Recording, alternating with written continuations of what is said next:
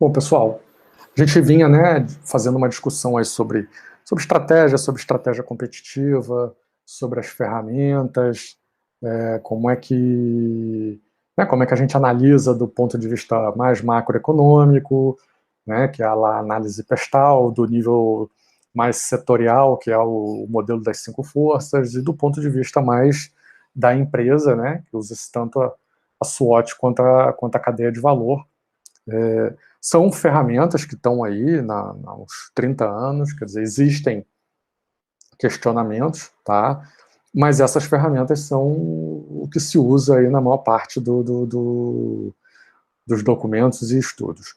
Em termos de documentos, né, para fazer um planejamento, né, para se definir uma estratégia, no passado, vamos dizer, até os anos 70, né, realmente era um documento de planejamento estratégico, né, muito formal e dedicado. Depois essa coisa ela continua sendo feita, mas talvez perde a aura, né, de ser a solução de todos os problemas. A partir do fim dos anos 90, surge uma outra ferramenta, né, já por conta aí das empresas, né, da internet, das chamadas empresas.com, né, vem lá do Vale do Silício e acaba sendo adotado pela indústria inteira a ideia do plano de negócios. Né? E o plano de negócios ele é basicamente assim, uma ferramenta com 3 partes. Ele tem uma parte de assim, missão e visão, que é o que a gente vai olhar agora. Né? Ele tem uma parte de estudo de mercado, né? Que envolve um pouco do que a gente já olhou. Tá?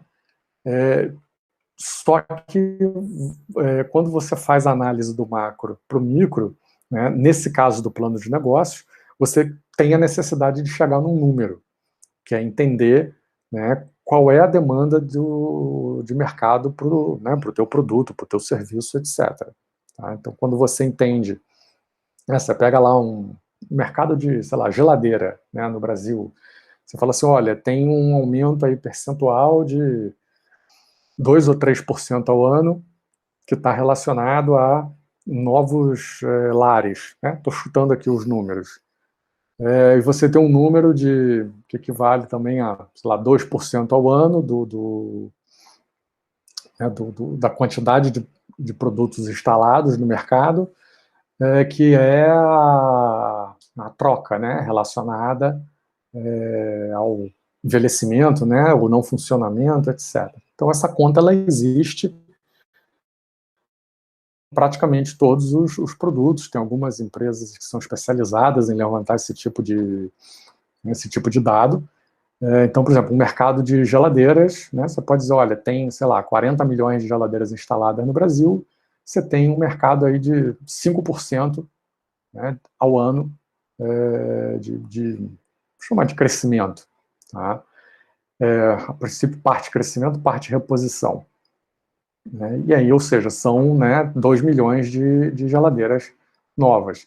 Se esse mercado, aí você vai analisar a capacidade de produção, né, dos atores que estão instalados. Se os atores têm, digamos assim, tem 3 milhões de geladeiras que podem ser fabricadas por ano, significa que é um mercado que está atendido. Né, e que se você quiser entrar nele, né, não vai ser fácil. Né? Então, normalmente, obviamente, você não vai olhar só esse número geral, né? Você vai segmentar por tipo de produto, por classe, né? Então você vai dizer assim, de repente a geladeira mais barata tem excesso de capacidade de produção e atualmente a gente tem pouca demanda. Mas a geladeira mais cara, aquela, né, French door, não sei o quê, double, né, que tem 2 portas, não sei o quê, que são mais caras, de repente essa tem uma demanda que está sendo atendida com um produto estrangeiro. E aí você pode olhar e dizer, não, peraí, se a gente tiver a condição de se posicionar aqui num produto mais diferenciado, ok, a gente consegue atender esse produto, esse mercado, né, e se posicionar aí. Às vezes você tem condição de fabricar, mas você não tem marca, e você se associa com alguém que tem a marca, quer dizer, tem diversos arranjos possíveis. Claro que isso funciona bem para segmentos mais maduros, né? você consegue ter a ação do tamanho do mercado, né? Por exemplo, segmento de veículos automotores. Você sabe quantos veículos tem no Brasil, né? Mais ou menos em função da população e da renda, né? A demanda por novos veículos, em função do envelhecimento da frota, né? Envelhecimento da frota, acidentes, etc., a demanda por reposição de veículos, né? Então a gente consegue ter mais ou menos um sinal, né, da demanda em relação àquele produto. Agora, quando o setor ele é muito novo, né, ou às vezes é um nicho muito específico, você tem dificuldade em ter, né, essa percepção, né, do tamanho desse mercado. Então, por exemplo, a gente sempre comenta, quando a Apple lançou o iPad, né, lançou o segmento ali dos tablets, o segmento não existia. Ela não exatamente mensurar o tamanho daquele mercado. Tá? É óbvio que ela fez alguma estimativa, né, mas ela não tem muito bem como dizer, não, aqui eu vou vender 10 milhões de produtos ano, porque esse é o tamanho né, desse mercado. Tem uma série de questões, tem a questão da adoção, aí você divide os clientes, né, os consumidores, né, tem o pessoal que gosta de tecnologia, são os early adopters, né, você tem um pessoal que vai mais no fluxo, né, você tem um pessoal que chega depois, né, você tem que conseguir gerar algum tipo de percepção, né, diferenciada que faça né, criar a necessidade daquele produto, né, pelo consumidor. Então você tem uma curva de adoção que ela tem, às vezes, um formato de um S. Voltando lá na história do plano de negócio. Então o plano de negócio ele tem essa parte de missão e visão que a gente vai ver agora, tem essa parte de estudo de mercado, né, e com a ideia de quantificar, né, um potencial, tamanho do mercado, tem um número ali, e, por fim, você tem a parte da viabilidade técnica e econômica, né, quer dizer, principalmente econômica, ou seja, você tem as planilhas onde você usa essa demanda de mercado num horizonte aí de 1, 3, 5 anos, para você fazer teu fluxo de caixa, né. Então, na parte financeira você tem a parte de investimento fixo e a parte, né, a parte variável, a parte de custeio do negócio, né, e você tem que encontrar ali um ponto de equilíbrio, a taxa de retorno, ver como é que você ganha dinheiro com o teu negócio. Pois é, a questão, setores que a produção é muito atomizada e o consumo também, quer dizer, você tem dificuldade de fazer esse tipo de coisa. Então, por exemplo, setor de setor de confecções, você tem dificuldade. Né? Você não consegue saber exatamente a quantas milhões de peças, né, foi produzido. Então você vai montar uma confecção, quer dizer, você é tão pequenininho, né, você faz uma conta assim, digamos, cada pessoa no Brasil compra, estou dando um chute aqui, 2 peças, né, de roupa por ano, são 460 milhões de peças, 420 milhões de peças. Pô, mas a minha capacidade de produzir ano é, sei lá, 5 mil peças, 10 mil peças, quer dizer, não faz sentido você fazer um estudo desse, né? Você tem, inclusive, dificuldade de coletar esses dados, né? E aí você não consegue ter a informação. Quando você pega setores que eles são minimamente, assim, oligopolizados, né? Por exemplo, que pelo menos a oferta ela é mais concentrada, né? A gente já consegue ter uma percepção. Então, por exemplo, setores como fumo e bebida, que eles são tarifados na produção.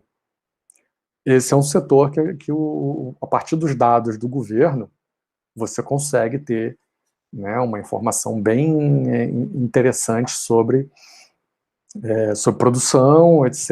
E aí você começa, né, a estimar sobre demanda. Né? Caso do setor de bebidas, por exemplo, principalmente cerveja, né, a cerveja ela não pode ficar estocada há muito tempo. Então, eu não sei exatamente quanto tempo é hoje, uns meses que um barril pode ficar estocado. Então, se você, ao longo do ano, você consegue ver pela curva de produção das empresas, né? Ela tem que produzir e vender, você consegue ter uma informação. Além disso, tem outros indicadores que são assim, muito proxy, né, da economia, né? Um é exatamente o que você trabalha, né? Energia elétrica. Né? Quer dizer, como a gente tem hoje um perfil econômico eletrointensivo, né, mais ou menos cada 1% de crescimento do PIB, né, gera uma demanda de 1,5% de energia, né, de aumento do consumo de energia elétrica. Outro setor é papelão, né, papel ondulado, né, porque você faz as embalagens, principalmente linha branca, né, de uma série de produtos. Então, quando esse setor de papelão está crescendo, né, e ele que começa a dar sinal, né, que ele é fornecedor dos outros, você começa a ver o aquecimento da economia. Idem, né, com o setor siderúrgico, você quando começa a ver uma demanda por compra de siderurgia, que linha branca, indústria automotiva está acelerando. Então, assim, tem muitos indicadores e tem muitas formas de você chegar nesse número, né, para trabalhar. Eu lembro, por exemplo, o exemplo da loja de roupa. Quando eu fui sócio de uma loja de roupa e a gente fez o plano de negócio e realmente não tinha como fazer o estudo de mercado. O que a gente fez do ponto de vista de estudo de mercado era mapear marcas concorrentes, né, aquele estudo setorial, mapear marcas concorrentes, entender o posicionamento delas, entender a linha de produção delas e ver como é que a gente conseguia se posicionar, preço, né, preço teto, preço básico, como a gente conseguia se posicionar, né, em comparação a essas marcas, até para trabalhar a comunicação melhor. Essa é uma área muito interessante, o Business Intelligence vem crescendo muito, que é exatamente essa inteligência de mercado, né? E agora o próprio, né, a própria discussão do Big Data, né, tem a ver com isso, né? Quer dizer, um volume de dados enorme sobre que a gente está aí colocando na Amazon, né, no Facebook, sobre nossos gostos, perfil de consumo, comportamento, né, e que precisa ser analisado e entendido. Existe uma linha de economia, né, de finanças comportamentais, que vem olhando isso aí. Tá? Em geral, um pessoal que acaba estando um pouco restrito ao mercado financeiro, né, que é um mercado que tem uma volatilidade super, super alta, e agora, digamos que essa coisa tá vindo para o mainstream da economia. Né? Tem o Damodaran, tem uma leva de autores, sendo o nome de um deles. Eu lembro do nome do livro. E essa área de finanças comportamentais está começando a ser reconhecida como uma área importante, né, para você olhar exatamente essas coisas que estão fora digamos assim, do racional, fora do óbvio. Né? E aí isso tem muito a ver com aquela discussão que a gente já passou lá da economia, né, que os autores econômicos olham, né, os economistas tradicionais olham a economia como sendo resultado de comportamentos racionais, né? E aí o que está fora da racionalidade acaba que os modelos não levam em conta. Então acho que hoje é avançar nessa direção. Como é que você traz o que não está fora da racionalidade, o que está fora do nível mínimo de certeza, né, para dentro da modelagem. Né? E aí essa é a fronteira hoje da discussão na área de economia. Tem um cara tem um autor que está sendo muito falado, que é o que fala dos cisnes negros. Eu estou com o Benjamin Graham na cabeça. O Benjamin Graham é lá de trás, é o pai deles. O Benjamin Graham é de value investing, é outra coisa. Como, né, quer dizer, o que é o cisne negro? É alguma coisa que você não estava prevendo, né, e que de repente, isso, Nassim Taleb, até assisti a palestra dele outro dia, realmente discutindo esses assuntos, como é que a gente traz o que não está no radar para dentro do radar. O argumento principal dele é muito assim, que adivinhar ou dar probabilidade a eventos improváveis é um negócio que você não vai fazer, mas que você pode estar preparado para lidar com alguns desses eventos improváveis.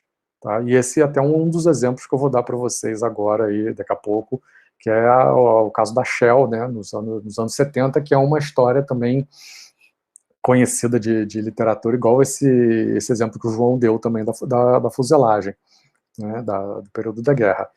Então, assim, o Taleb, né, e os outros autores dessa linha estão tentando, né, modernizar a economia para que a gente consiga entender e lidar com determinados fenômenos. Mas hoje a gente não tem solução para essas coisas, não. No ramo do sem solução. Tá? Eu estava falando do plano de negócios, né, foi o que trouxe a gente até aqui. Quer dizer, o plano de negócios, ele teve um ciclo também do fim dos anos 90 até mais ou menos 2010. Vantagem em relação ao planejamento estratégico é que ele é uma ferramenta talvez mais rápida de ser feita, mais rápida de ser alterada, que ele servia em algum aspecto como guia para você fazer a gestão empresarial e como uma ferramenta de captação de recursos, né, principalmente para as startups de tecnologia, que foi onde a ideia nasceu. Nessa década agora, o plano de negócio ele começou a perder um pouco a relevância dele, porque esse ambiente de negócio, principalmente das startups de alta tecnologia, ficou ainda mais acelerado. E o que se tem usado muito, né, como ferramenta de planejamento estratégico, ou posicionamento estratégico, é o Business Canvas. Até porque parte considerável das inovações, né, elas não são técnicas não são de processo ou de produto, elas são no modelo de negócios, né, que é o que está ligado aí à transformação digital, à globalização, coisas que a gente também vai falar ainda hoje, aí, mais para frente um pouquinho. Então, assim, o Business Canvas te ajuda melhor a visualizar e a discutir o modelo de negócios, tá? Mas, na minha opinião, ele é uma ferramenta também complementar. Se você puder fazer o plano de negócios e o Business Canvas, essas coisas elas se retroalimentam. Quanto mais ferramentas você usar, né, quer dizer, cada uma tem a sua imperfeição, né, tem a sua limitação. Então, quanto mais a gente usar, né, talvez mais próximo da realidade a gente consiga chegar. A gente talvez que diga que não, né, que você vai somar as imperfeições e vai ter mais distorção. Mas a minha percepção, já tendo estado, né, do lado de negócios e dando consultoria para alguns negócios, é que quanto mais se discute, quanto mais se tenta, né, planejar, se preparar, prevenir, desenhar cenários, né, mais preparado aquele grupo, né, ou aquela empresa tá para avançar. Tá?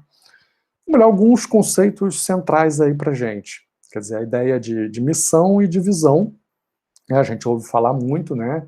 Eu vejo hoje as empresas colocando, né, no mural com as suas... Faz aqueles cursos do Sebrae, aí bota lá a sua missão, a sua visão lá no mural. Eu sei que até a área do direito tá nisso também, os escritórios. Não acho incorreto, não, acho que é bom, acho que externalizar as coisas, colocar no papel, discutir com os integrantes daquela organização é importante. Tá? A ideia, né, da visão é o sonho, né, é o que você quer construir, né, é onde você quer chegar, você né, traduzir o sonho em algo que seja palatável, factível, né, realizável, tá? E a missão é basicamente você dizer o que você faz, né? Quer dizer, o que você realiza, quais são o seu compromisso ali com a sociedade que você está assumindo, né? A gente diz assim, a carteira de identidade do negócio. Tem muitas formas de você tratar isso, né? E a literatura também da administração mostra isso, e essa coisa foi evoluindo, né? No início você tinha uma ideia de externalizar a missão, e era empresas essencialmente fabris, né, e elas diziam o que elas faziam. Eu sou um fabricante de geladeira, eu sou um fabricante de veículo. Né? As questões relacionadas a como atender o seu cliente, né, a questões por exemplo, de sustentabilidade, né, ou de satisfação do cliente, essas coisas elas foram entrando depois. né, e passam, ao longo do tempo, a fazer parte. Tá? Eu trouxe algumas aqui para vocês, né, para a gente discutir aí rapidinho, né? Algumas empresas que algumas você conhecem mais, outras menos, né? A gente tem um caso aqui da Randon, que é uma empresa, né, industrial, é um grupo lá do Sul, lá do Rio Grande do Sul, mas o principal negócio deles é carroceria aí de caminhão, né?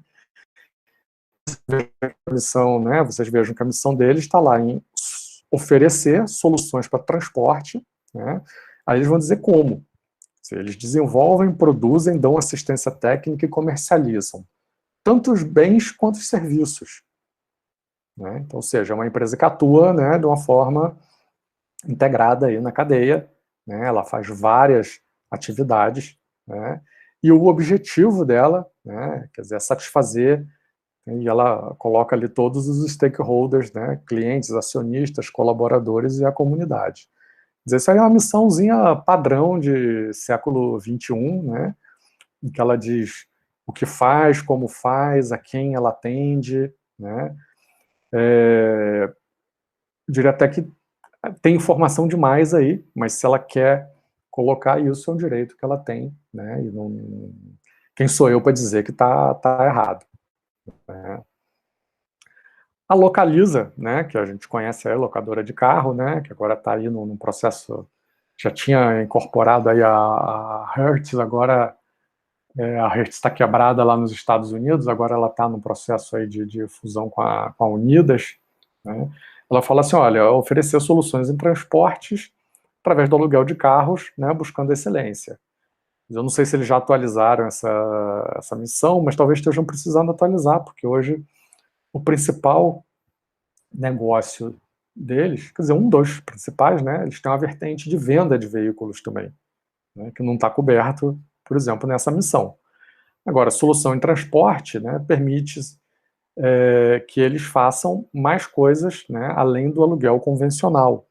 Tá? E eles já estão, né, naquele aluguel por contrato, né, então eles fazem gestão de frotas para as empresas e fazem para pessoas físicas. Eles têm o sistema do aluguel que para pessoa física com foco no Uber, né? Então eles têm várias atividades que estão encampadas, né, estão cobertas dentro dessa missão. Mas veja que eles se limitam, né, a carros. Quer dizer, eles não falam, eles não entram, por exemplo, na parte de veículo de transporte, né, porque eu acho que inclusive é um mercado no Brasil que teria espaço. Né? Lá nos Estados Unidos tem a U-Haul, né? Você quer fazer uma mudança, você vai lá, aluga uma van, né? Um caminhão pequeno ou um reboque, né? E faz a tua mudança você mesmo. Né? Aqui no Brasil você tem uma limitação, se for coisa pequena ainda você consegue uma picape, um utilitário pequeno. Talvez tenha a ver com o perfil, né, das carteiras brasileiras, né? Quer dizer, a carteira B você não consegue dirigir veículo maior, mas, por exemplo, eu vejo como um mercado que poderia, né, ser interessante. Agora, hoje, realmente, a parte de venda de veículos não está, né, coberto aqui, eles já devem ter feito algum ajuste. Tá? O McDonald's, né, por exemplo, servir alimentos de qualidade, né, com rapidez e simpatia num ambiente limpo e agradável. Acho que o ambiente limpo e agradável, né, é uma tônica do McDonald's em qualquer lugar do planeta. Rapidez também. Qualidade, a gente tem que entender o que é o alimento de qualidade. Né? Se você entender qualidade como alguma coisa, né, padrão, né, que você sabe o que é homogêneo, etc., ok? Quer dizer, basicamente, em qualquer lugar do mundo que você for comprar um Big Mac, ele vai ser igual, né, com talvez variações mínimas. Se você pensar a qualidade em termos de ser um produto, né, saudável, etc., aí né, a discussão já não cabe. Né? Talvez a missão do McDonald's esteja já um pouco defasada. Né? A questão da simpatia, aqui no Brasil, ok, porque acaba sendo um produto de classe A e B. Né? Lá fora, certamente não. Né? O McDonald's é talvez um dos piores empregos que você pode ter nos Estados Unidos, Inglaterra, em termos de carga horária, né, o pagamento por hora e coisas desse tipo. Tá? E aí tem várias outras possibilidades. Eu gosto de explorar um pouquinho, né, não vou me alongar muito com vocês nisso, vou explorar um pouquinho algumas dessas aqui, porque elas já não estão ligadas a, digamos assim, algumas ainda estão ligadas a produtos físicos, mas outras não. Né? Então, por exemplo, a Nike poderia ter uma missão de dizer, olha, fabricar material esportivo, né? Ou fabricar tênis, né? Nós queremos fabricar tênis com qualidade para atender, né, pessoas que precisam fazer atividades físicas. Né? Mas ela não, ela diz a missão dela de uma forma, né, muito mais sutil, muito mais abstrata, né, e que está relacionada à questão, né, de experiência. Então, quer dizer, ela quer levar, né, o consumidor a experimentar a emoção da competição, da vitória, né, e de vencer adversários. E é por isso que ela faz aquela estratégia de marketing, né, de patrocinar, né, esportistas vencedores nas suas áreas, né, o Michael Jordan, é o Neymar, etc. E aí ela lança lá o Air Jordan. Né, ela está te dizendo que você pode ter acesso a um produto que é praticamente o mesmo, do mesmo nível, né, que ela faz para aquele jogador profissional que ela patrocina. Aí que com aquilo você pode se sentir, né, um esportista. Ou quem sabe até, né, vir a ser em algum momento. Né? Então, ou seja, é uma missão completamente diferente, né, quando você compara, por exemplo, com a da Ford. A Ford quer ser uma empresa líder mundial na oferta de serviços e produtos automobilísticos. E foi durante muito tempo. Né? Hoje ela não é líder, mas está entre as líderes. Né? É uma empresa que vem se reposicionando aí há uns 20 anos, pelo menos, para tentar lidar com o mundo em transformação, com a entrada aí dos asiáticos, etc. Né? Hoje, as maiores montadoras, se eu não estou enganado, Volkswagen e Toyota, que estão brigando pelo primeiro lugar. Depois acho que Hyundai e GM. Enganado. Acho que a Ford vem aí em quinto ou sexto lugar. Né? Então, assim, quando você olha a missão da Ford, você vê, ok, produtos automobilísticos, serviços, tá, é carro e tudo que está, né, associado, é carro, é caminhão, né, e outras coisas associadas a isso, financiamento, assistência técnica, etc. Você olha da Nike, é mais difícil você saber o que a Nike faz de fato. Né? E isso significa que a Nike pode entrar, né, por vários outros segmentos que a gente talvez nem imagine hoje. Tá? A 3M, né, que eu comentei aí outro dia, que tem uma missão muito interessante, que tem uma atuação na área de inovação muito interessante. Quer dizer, ela, né, investe pesado em inovação, troca a sua carteira de produtos, e ela faz isso, né, debaixo de uma missão que é resolver problemas não solucionados de forma inovadora. Então ela está vendo assim, olha, eu tenho uma fita aqui que faz uma junção de materiais que aguenta não sei quanto de peso, então eu vou melhorar esse produto, né, para que eu tenha uma capacidade maior. Ou então, né, ela tem aquelas faixas, né, que são de iluminação, né, que são reflexivas. Né, falou, bom, eu tenho esse produto para caminhão, eu vou lançar uma versão para bicicleta, eu vou lançar uma versão para escada, eu vou lançar uma versão para como é que é? Para sinalização viária, né? Quer dizer, ela vai desenvolvendo ali, vai identificando, vamos dizer assim, lacunas do mercado, né? E vai, né, resolvendo isso. Vai botando produtos ali derivados para resolver isso, né, melhorando os próprios produtos, adequando os próprios produtos que ela já tem em linha, usando as competências que ela tem. Elas têm um processo interessante também de ouvir, buscar junto ao mercado consumidor essas demandas mais latentes. Tá? Agora, dessas missões, assim, a que eu acho mais abstrata, né, e, portanto, difícil também de ser realizada, é a da Disney, né? Quer dizer, fazer as pessoas né, da Walt Disney Co., que é fazer as pessoas felizes. Né? Quer dizer, de um nível de abstração, né, e de uma dificuldade de você operacionalizar, trazer isso, né, para o mundo real, né, mas que, ok, tem a ver com toda a trajetória da empresa, a cultura da empresa, né, o que ela nasceu fazendo, né, que era desenho animado, filmes, né, e depois o processo de criação dos parques, dos programas de TV, né. Agora, você não consegue pensar, poxa, algumas coisas que a Disney faz, ela tem né, hoje um conglomerado de mídia, basicamente um conglomerado de mídia, né, onde ela tem a ABC, a Fox, a ESPN, e né, a gente tem que entender qual é o alinhamento, né, dessas empresas, né, com essa missão. Né? Acho que dos parques, o lado lúdico, né, o lado do filme, que aí o filme gera o DVD, depois gera né, gera toda uma concessão, né, um franqueamento de produtos, gera bonequinho, gera chaveiro, gera roupa.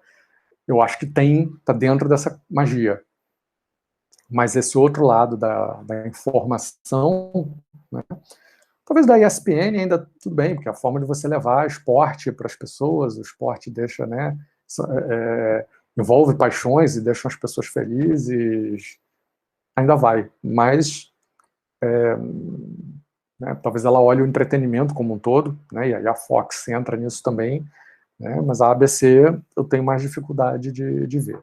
Né. Acho que ela comprar, a Pixar comprar, a Lucasfilm tem a ver com essa coisa de ter um portfólio bem amplo. Vamos ver como é que ela se desenvolve. Mas são só alguns exemplos para vocês verem, desde tem várias formas de você, né, expressar a missão, tá? E esse exemplo até da Nike, que está aqui, da IBM, que está aqui do lado, é para mostrar também que a missão da empresa muda ao longo do tempo. A empresa muda e a missão muda. Quer dizer, a IBM nasce como uma empresa de fabricação de computadores, né? Como é que é? Industrial International Business Machines, que é a sigla IBM. Ela passa a ser uma empresa de processamento de dados, depois uma de manipulação de informações, e ela vai evoluindo, né? Depois ela passa a se enxergar como uma empresa de otimização de negócios, tá? Otimização e desenvolvimento de novos negócios. Nos anos 90, todo mundo sabe que a IBM tem uma crise violenta, assim como a Xerox e outras, né? Elas ficam velhas, né? Os negócios que elas fazem.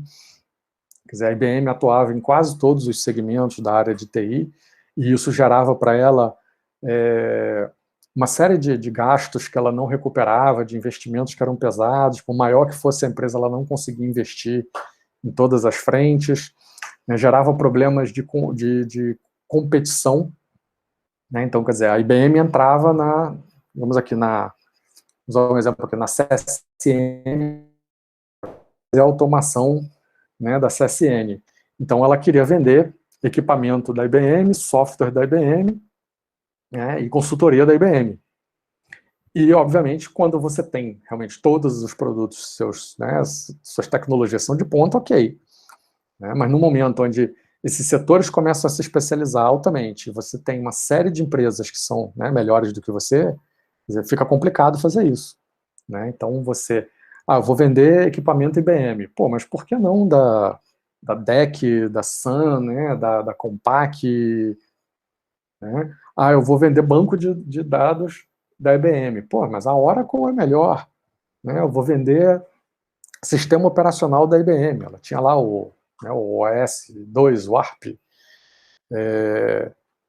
Pô, mas tem Microsoft aí, eu quero trabalhar com Windows. Né? Então, tem uma série de limitações. A empresa começou a perder mercado por conta desses conflitos para esses concorrentes, e aí ela fez uma virada de mesa. Né? Ela se desfez de toda das suas unidades fabris, né? Então, por exemplo, aquele notebook, o ThinkPad, né, era, né, uma marca da IBM, né, como o Vaio da Sony. Ela vende toda a linha de produção dela para a Lenovo. Hoje existe o ThinkPad, mas é da Lenovo, que é chinesa. E ela pega esse dinheiro e compra um braço da PricewaterhouseCoopers nos Estados Unidos, na Inglaterra, né, um braço que não foi trazido para dentro da PwC, quando a PwC foi montada. Na verdade, a PwC é o resultado da união de 4 empresas, e ela pega esses braços e transforma numa empresa de consultoria, né, um braço de consultoria dentro da IBM. Ela compra uma empresa de fabricação de software que era pouco conhecida, chamada Rational, né, que é uma empresa que faz ferramentas case. Ferramenta case é o software que você usa para fazer software. Né? E aí, com isso, ela passa a oferecer soluções customizadas para os clientes dela. Aí fala assim, olha, você não precisa mais, não tem mais conflito de interesses, eu não produzo mais equipamento. Eu vou entrar na sua empresa e vou te dar uma solução. Né? Então, eu vou te vender uma consultoria e vou te recomendar alguns equipamentos, né? E você compra aí o que você quiser. Né? Olha, o roteador é da Cisco, banco de dados é da Oracle, né? Equipamento vai usar tecnologia, sei lá, Java, compra da Sun, né? E acabou. E ela se reinventa como uma empresa de consultoria, né? Que é o que ela diz que ela faz hoje, que é o eSolutions. Né? Interessante a gente olhar, né, ao longo da história, que ela, de uma corporação dessas, é que ela afeta, né, missão, visão, o que ela faz, o negócio que ela atua de fato, etc. Então, a IBM hoje é essencialmente uma grande empresa de consultoria. Ela é muito mais concorrente, né, de uma Accenture, de uma Bain Company, de uma Deloitte, né, do que concorrente de uma HP Compaq, de uma Sony, etc. Vamos avançando. Entender também, às vezes, a diferença entre missão e negócio. Tá? Quando você tem, né, essas coisas claras, você começa a entender para onde a empresa pode tá caminhando. Tá? Quer dizer, qual é o negócio, por exemplo, do grupo, né, Abril? É livros e revistas. Qual é a missão deles? Quer dizer, é informação, cultura e entretenimento. Tá? Isso significa, né, quer dizer, em geral, o negócio ele acaba sendo um pouco mais focado do que a missão. A missão acaba sendo um pouco mais ampla, porque ela permite, né, ela te sinaliza o que você faz, mas ela permite que você faça algumas outras coisas. Tá? Então, por exemplo, no caso aqui da Abril, ela está dizendo assim, olha, eu atuo com informação, cultura e entretenimento. Então, por exemplo, ela não atua, né, na área de, por exemplo, livro educacional. Essa empresa aqui. Eles têm outra empresa no Grupo Abril, né, que faz esse tipo de atuação, que é a principal área, seria hoje a área mais rentável, né, na área de publicações. Essa aqui não, ela foca em livros e revistas com esse foco exclusivo, né, cultura, entretenimento, informação. Então né, a Veja, a Quatro Rodas, né, era a Playboy, a Você S.A., a VIP, esse é o foco. Né? Você olha aqui a da KPMG, o negócio dela é consultoria. Né? Várias dessas empresas elas já tiveram, né, vários negócios, como auditoria, assessoria técnica, etc. Né? A KPMG, o foco dela é consultoria, e consultoria para empresas, porque o foco, né, a missão dela é solução para problemas de lucratividade. Então, organizações de terceiro setor, organização pública, etc., não são atendidas pela KPMG. E aí a gente vai, né, vai olhando uma série dessas questões, né, quer dizer, a Xerox lá, por exemplo, que, né, ela vê a missão dela como automação de escritórios, e que hoje isso é feito por meio, né, de fotocopiadoras, que hoje são máquinas capazes de fazer uma série de outras atividades, né, impressão, escaneamento, organização, né, quer dizer, é praticamente uma gráfica, né, dentro do teu escritório. Né, a UF mesmo tem um contrato acho que com a Xerox diretamente, a gente tem alguns equipamentos desses e que são, assim, muito sofisticados, né, que realmente a visão da automação, né, e rapidez. Você fala assim, eu tô uma turma aí de, sei lá, de MBA, eu preciso gerar 50 apostilas. Do teu computador, com o arquivo lá formatado em PDF, você manda, né, para o equipamento da Xerox, fala o que você quer, se é frente e verso, se não é, se é grampeado, ela te dá tudo, né, organizado, separado, você só vai lá depois pegar. Tá? E para a gente olhar aí, né, uma que está sempre em discussão, né, é a Petrobras. Quer dizer, a Petrobras é basicamente uma empresa, né, de extração, né, refino e comercialização, né, de petróleo e óleos combustíveis, né, ou seja, ela extrai petróleo, né, e produz e comercializa óleos combustíveis, mas ela, ao longo do tempo, foi entrando em vários outros negócios. Né? A Petrobras tem um braço na petroquímica, porque um dos subprodutos é, né, o insumo básico da petroquímica, que é o nafta. Ela foi entrando, né, na geração termoelétrica, né, ela foi entrando na questão do gás, né, primeiro com gasoduto, depois com produção própria, né, e aí ela, em algum momento, uns 20 anos, um pouco mais isso também, ela refez o seu planejamento estratégico e passou a olhar que o negócio dela é energia.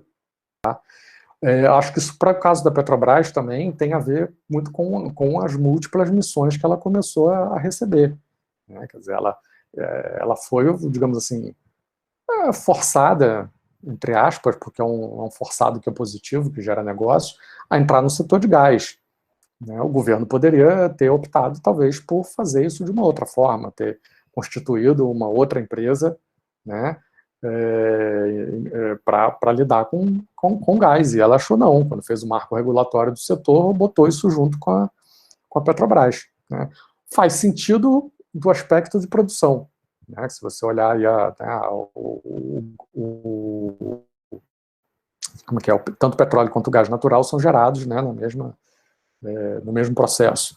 Mas quando você olha essa parte do transporte, o gás que vem da Bolívia, das empresas de energia, que ela entrou como sócia aí de praticamente todas as termoelétricas, aí realmente se ela não abrir a visão, não criar uma diretoria de negócios para essa área, ela não vai. Então juntou realmente necessidades de mercado, mudanças com questões de marketing, claro, porque você tá mostrando a tua cara, né, através você traz a tua missão para o teu anúncio, né, você bota a pessoa que representa a tua missão, às vezes, algumas empresas fazem isso como, né, a cara ali, né, a TAM, quando fazia com propaganda, o comandante Rolim era vivo, né, quer dizer, ele significava, né, ele tá lá e às vezes estava de fato, né, recebendo as pessoas que iam embarcar no avião,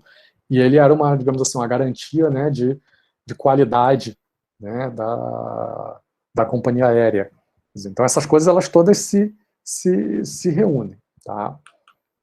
Então assim, a ideia do planejamento estratégico, de você desenhar uma estratégia e definir ali missão, visão, etc., está relacionado, né, a você sair de um posicionamento atual para um posicionamento futuro que seja melhor. Quer dizer, essa coisa ela não acontece sozinha. Como a gente já olhou, né, você definir uma estratégia via aí um planejamento formal, etc., é só uma declaração de interesses.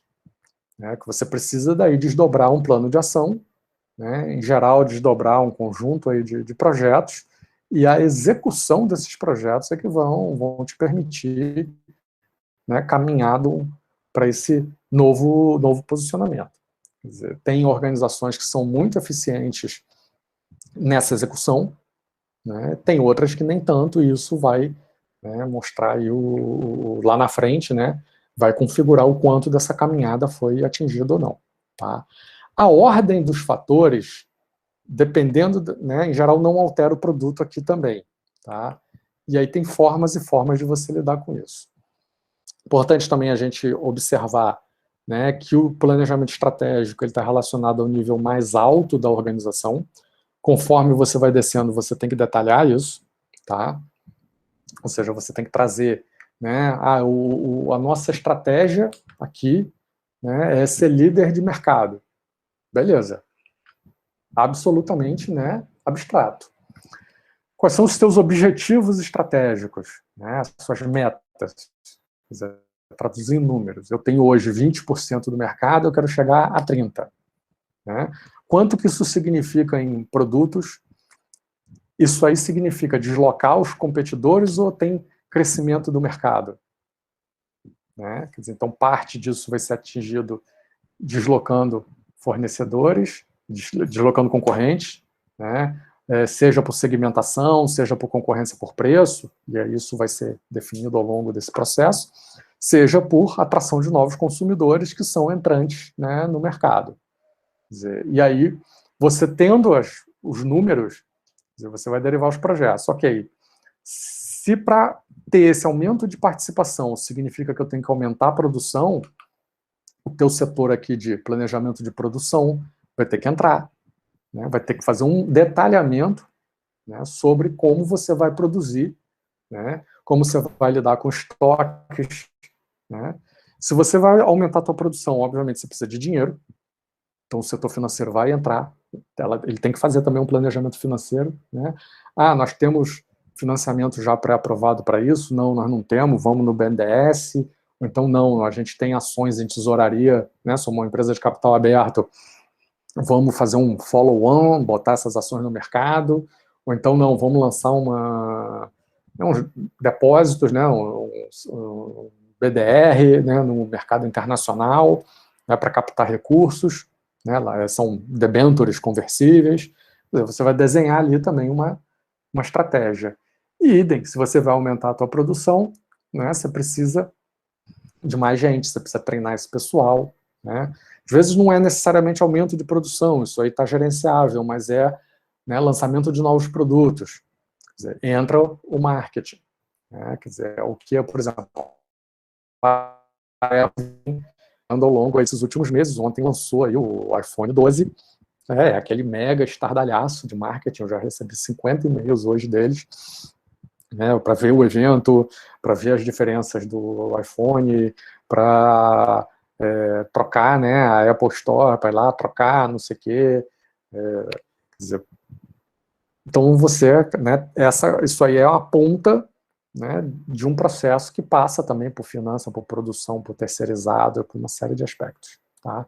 Então entender que o planejamento ele precisa ser traduzido para o cotidiano da organização.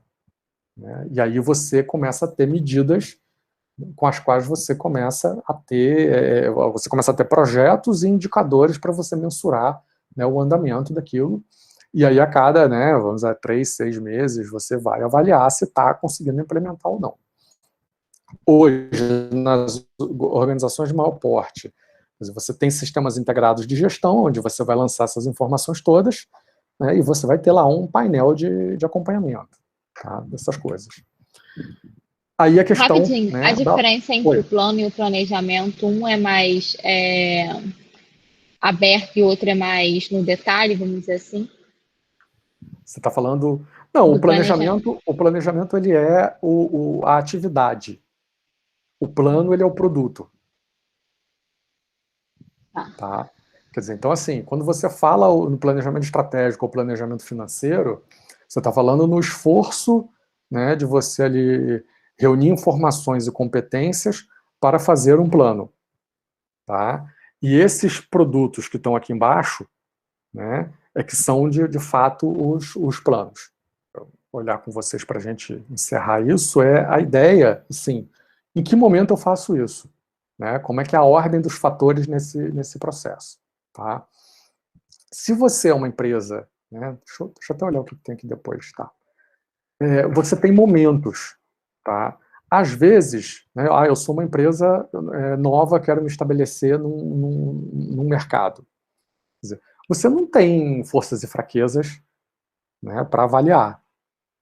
Quer dizer, na verdade, você até pode fazer esse exercício, mas ele é meio subjetivo, né, porque você não existe, não opera. Né? Então, assim, o plano de negócios ou o teu plano, o teu planejamento estratégico, ele é um processo para você disparar, né, esse negócio. A parte da avaliação externa, sim, de você identificar os fatores de sucesso, né, de você ter ali os teus valores gerenciais, você criar uma estratégia, criar ali talvez um conjunto de estratégias e dentro de vários cenários escolher uma e implementar significa você, né, tirar o negócio do zero. Tá?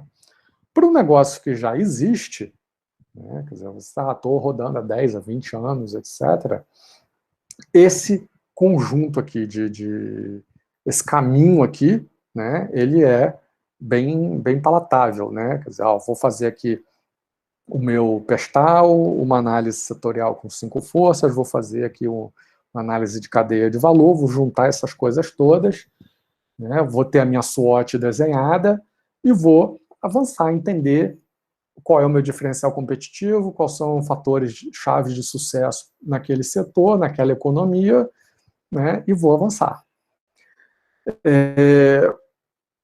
Mas essa discussão aqui, né, e aí você vai chegar na sua estratégia lá e o caminho que você quer seguir. Quer dizer, a forma, né, de fazer esse planejamento, ele pode mudar um pouco de organização para organização. Tá? E aí as questões também de cultura, a questão de como, né, você lida com isso, faz alguma diferença. Então, assim, isso aqui é uma receita de bolo geral, tá? Mas cada organização acaba implementando de um jeito, né, mais ou menos agressivo. Tá? Então, por exemplo, hoje tem uma moda, né, mais recente, aí de uns 5 anos para cá, que é o tal do Design Thinking. Né? Tem organização usando Canvas, Business Canvas e Design Thinking para fazer planejamento. Tá? O Design Thinking, do meu ponto de vista, ele é uma ferramenta de prototipagem, né, de soluções. Ele não é uma ferramenta de planejamento estratégico. Tá? Mas as organizações usam, em algum aspecto, para validar algumas escolhas. Então, elas trazem isso para dentro, elas estão menos preocupadas em discutir, por exemplo, missão, visão, esse ambiente de negócio, elas já discutiram, né, já coletaram informações ali, já compraram um estudo de mercado, né, já trouxeram uma consultoria ali para fazer aquela homogeneização de valores, aquele trabalho mais da cultura organizacional. Agora ela tem alguns possíveis caminhos e ela vai fazer ensaios. Né? É um pouquinho o que o Google faz. Você vê que a maior parte dos projetos, dos produtos do Google, eles são beta. Eles não estão acabados. E a empresa assume isso, porque ela coloca aquilo no mercado e ela quer que você teste. Né? Quer dizer, o próprio Gmail, ao longo dos anos, eu uso aí uns 15, ele vem sofrendo mudanças.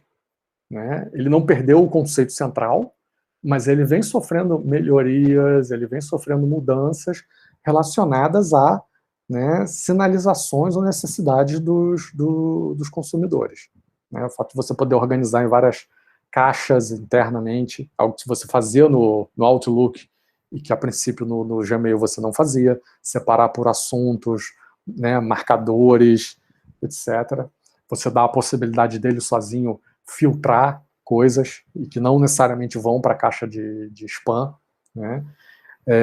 São evoluções além das questões de layout. O próprio, você vê, produtos, eles lançaram uma comunidade, né, que era o Google Plus, ou, né, Google+, para ser concorrente, né, do Facebook, e acabou não pegando. E eles, passado alguns anos, eles assumiram que, olha, isso aí não nos interessa, né, vamos sair disso. Assim como no passado, né, lançaram o Orkut, né, vocês sabem da história, era um funcionário, é sobrenome do cara, era a forma que o cara desenvolveu nas horas vagas de ter uma rede, de gerenciar a rede de relacionamento deles, virou um produto da empresa, teve uma liderança de mercado em alguns segmentos, mas depois de algum momento eles entenderam que o investimento que eles iam ter que fazer naquilo era enorme e que tinha limitações, e resolveram também descontinuar, e vida que segue. Tá? Então essa é a discussão para a gente fechar o assunto, né, de missão e estratégia. Well, that's all, folks. That's my line. Step aside, babe. Let a star do this. That's all! That's all, folks! Can I go home now?